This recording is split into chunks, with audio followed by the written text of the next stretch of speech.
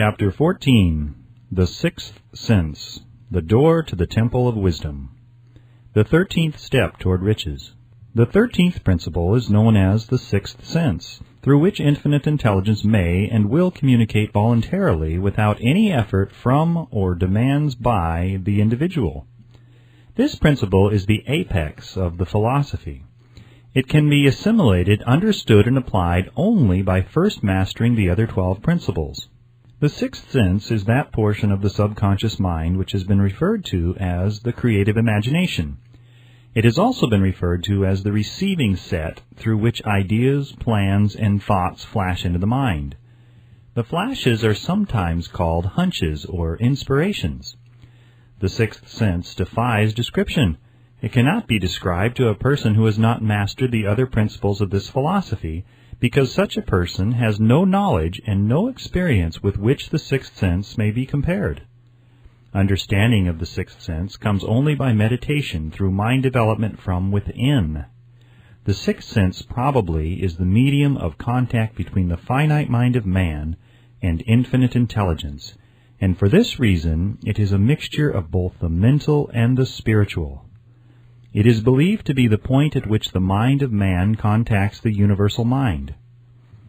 After you have mastered the principles described in this book, you will be prepared to accept as truth a statement which may, otherwise, be incredible to you, namely, through the aid of the sixth sense, you will be warned of impending dangers in time to avoid them, and notified of opportunities in time to embrace them. There comes to your aid, and to do your bidding, with the development of the sixth sense, a guardian angel, who will open to you at all times the door to the temple of wisdom. Whether or not this is a statement of truth, you will never know except by following the instructions described in the pages of this book, or some similar method of procedure. The author is not a believer in, nor an advocate of miracles, for the reason that he has enough knowledge of nature to understand that nature never deviates from her established laws. Some of her laws are so incomprehensible that they produce what appear to be miracles. The sixth sense comes as near to being a miracle as anything I have ever experienced, and it appears so only because I do not understand the method by which this principle is operated. This much the author does know, that there is a power, or a first cause, or an intelligence which permeates every atom of matter and embraces every unit of energy perceptible to man, that this infinite intelligence converts acorns into oak trees, causes water to flow downhill in response to the law of gravity, follows night with day and winter with summer, each maintaining its proper place in relationship to the other. This intelligence may, through the principles of this philosophy, be induced to aid in transmuting desires into concrete or material form. The author has this knowledge because he has experimented with it and has experienced it. Step by step, through the preceding chapters, you have been led to this, the last principle. If you have mastered each of the preceding principles, you are now prepared to accept, without being skeptical, the stupendous claims made here. If you have not mastered the other principles, you must do so before you may determine definitely whether or not the claims made in this chapter are fact or fiction. While I was passing through the age of hero worship, I found myself trying to imitate those whom I most admired. Moreover, I discovered that the element of faith with which I endeavored to imitate my idols gave me great capacity to do so quite successfully. I have never entirely divested myself of this habit of hero worship, although I have passed the age commonly given over to such. My experience has taught me that the next best thing to being truly great is to emulate the great by feeling and action as nearly as possible. Long before I had ever written a line for publication or endeavored to deliver a speech in public, I followed the habit of reshaping my own character by trying to imitate the 9 men whose lives and life works had been most impressive to me. These 9 men were Emerson, Paine, Edison, Darwin, Lincoln, Burbank, Napoleon, Ford, and Carnegie. Every night over a long period of years I held an imaginary council meeting with this group whom I called my invisible counselors. The procedure was this. Just before going to sleep at night, I would shut my eyes and see in my imagination this group of men seated with me around my council table. Here I had not only an opportunity to sit among those whom I considered to be great, but I actually dominated the group by serving as the chairman.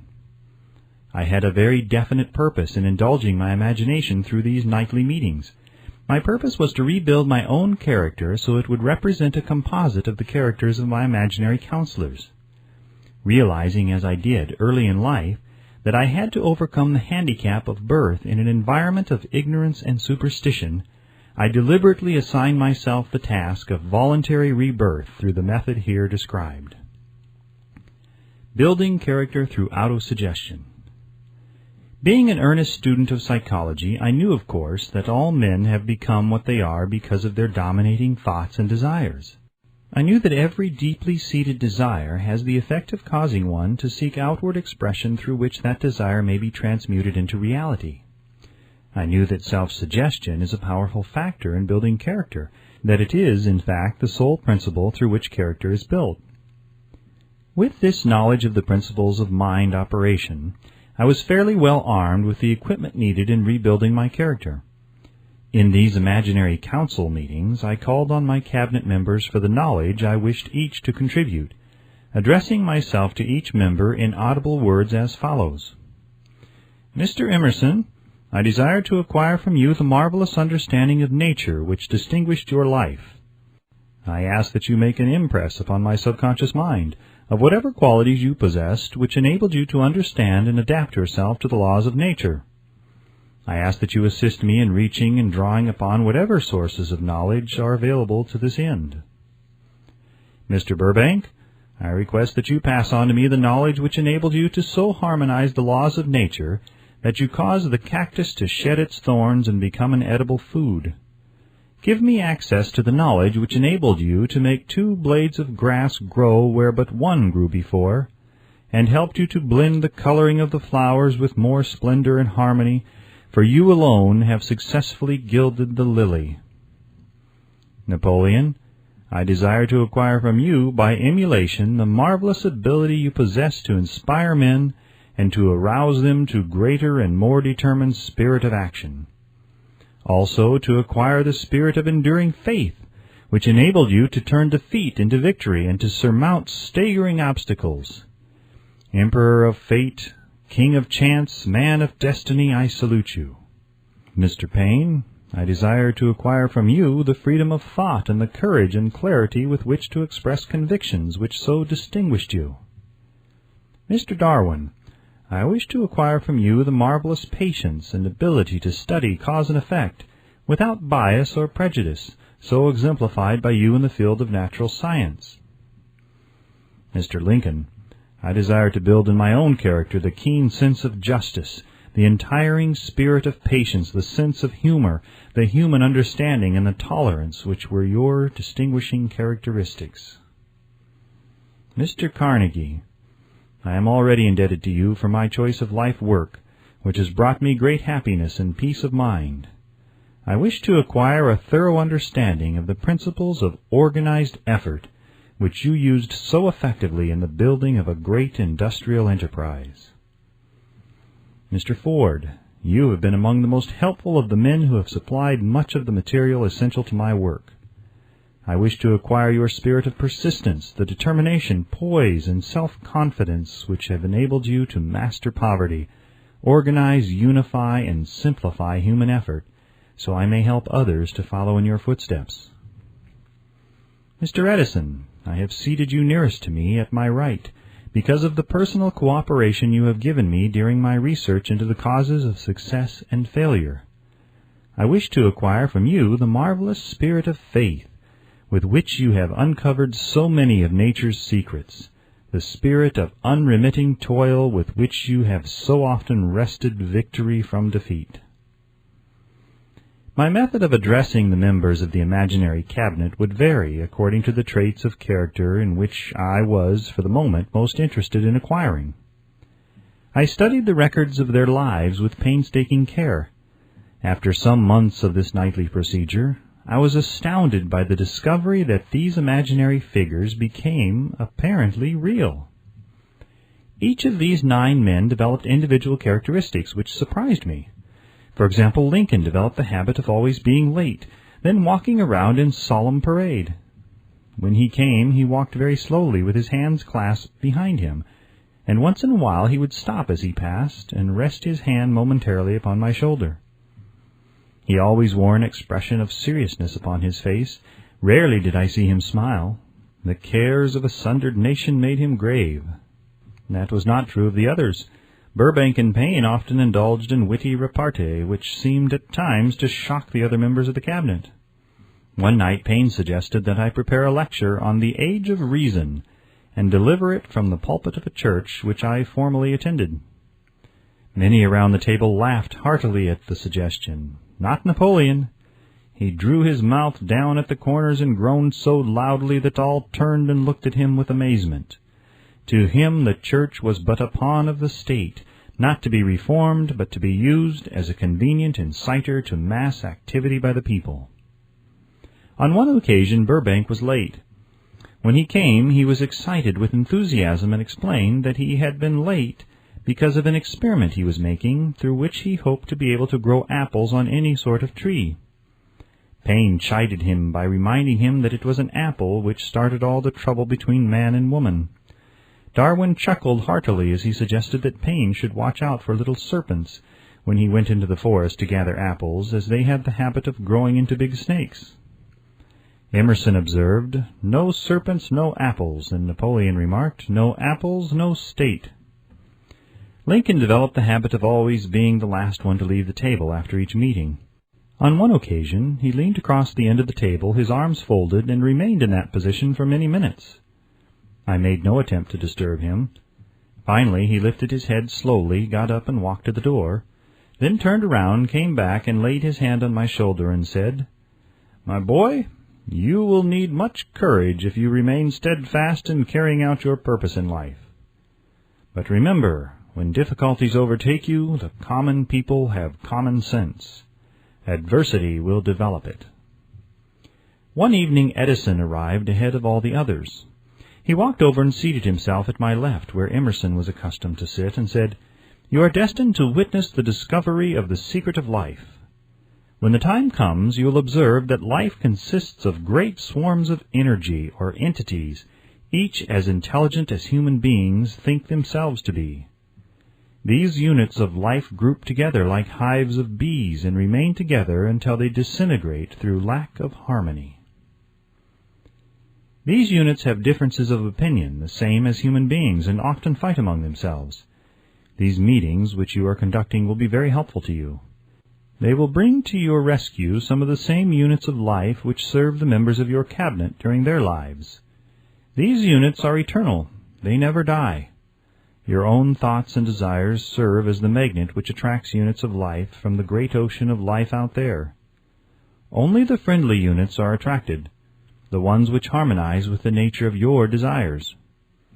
The other members of the cabinet began to enter the room. Edison got up and slowly walked around to his own seat. Edison was still living when this happened.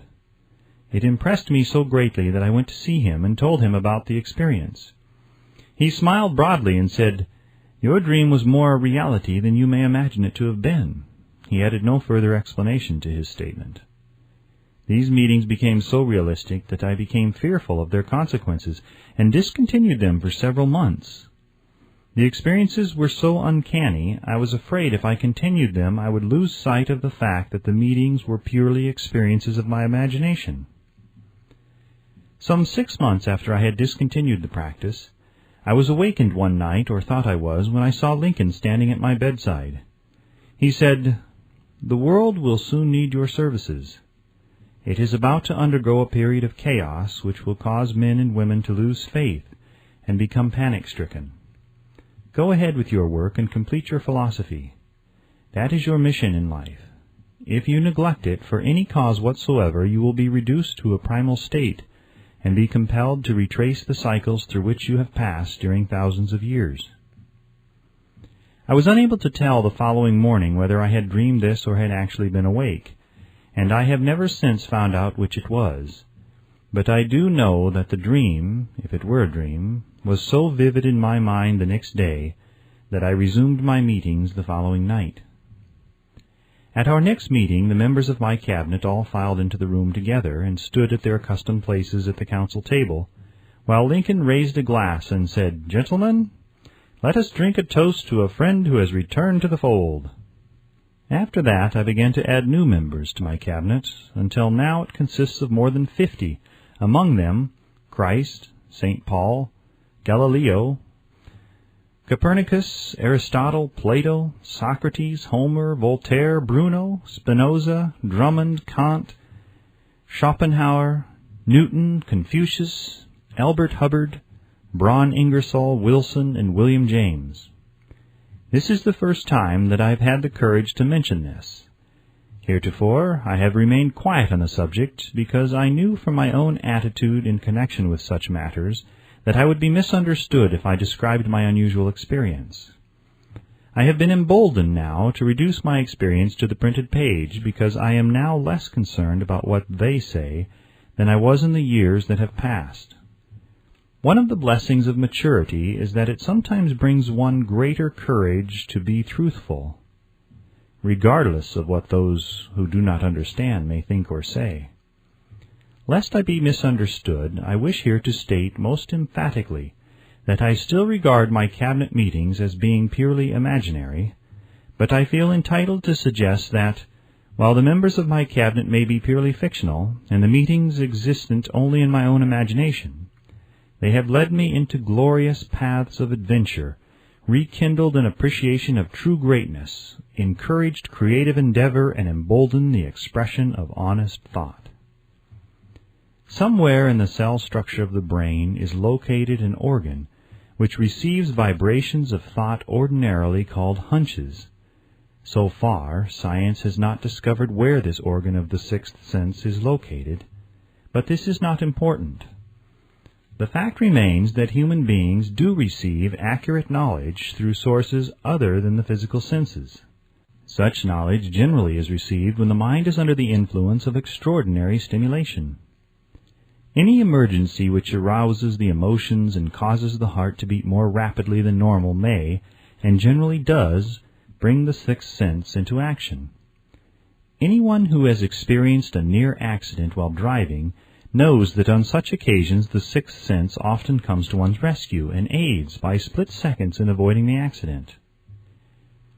These facts are mentioned preliminary to a statement of fact which I shall now make, namely, that during my meetings with the invisible counselors, I find my mind most receptive to ideas, thoughts, and knowledge which reach me through the sixth sense.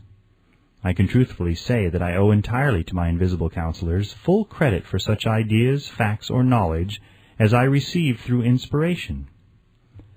On scores of occasions when I have faced emergencies, some of them so grave that my life was in jeopardy, I have been miraculously guided past these difficulties through the influence of my invisible counselors. My original purpose in conducting council meetings with imaginary beings was solely that of impressing my own subconscious mind, through the principle of autosuggestion, with certain characteristics which I desired to acquire. In more recent years, my experimentation has taken on an entirely different trend.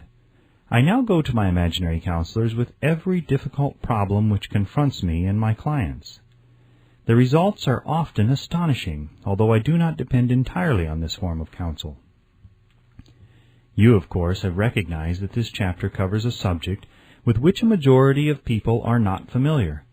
The sixth sense is a subject that will be of great interest and benefit to the person whose aim is to accumulate vast wealth, but it need not claim the attention of those whose desires are more modest. Henry Ford undoubtedly understands and makes practical use of the sixth sense. His vast business and financial operations make it necessary for him to understand and use this principle. The late Thomas A. Edison understood and used the sixth sense in connection with the development of inventions, especially those involving basic patents, in connection with which he had no human experience and no accumulated knowledge to guide him, as was the case while he was working on the talking machine and the moving picture machine. Nearly all great leaders, such as Napoleon, Bismarck, Joan of Arc, Christ, Buddha, Confucius, and Muhammad, understood and probably made use of the sixth sense almost continuously. The major portion of their greatness consisted of their knowledge of this principle. The sixth sense is not something that one can take off and put on at will. Ability to use this great power comes slowly through application of the other principles outlined in this book. Seldom does any individual come into workable knowledge of the sixth sense before the age of 40. More often, the knowledge is not available until one is well past 50, and this for the reason that the spiritual forces with which the sixth sense is so closely related do not mature and become usable except through years of meditation, self-examination, and serious thought. No matter who you are or what may have been your purpose in reading this book, you can profit by it without understanding the principle described in this chapter.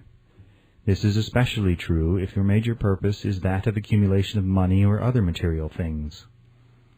The chapter on the sixth sense was included because the book is designed for the purpose of presenting a complete philosophy by which individuals may unerringly guide themselves in attaining whatever they ask of life.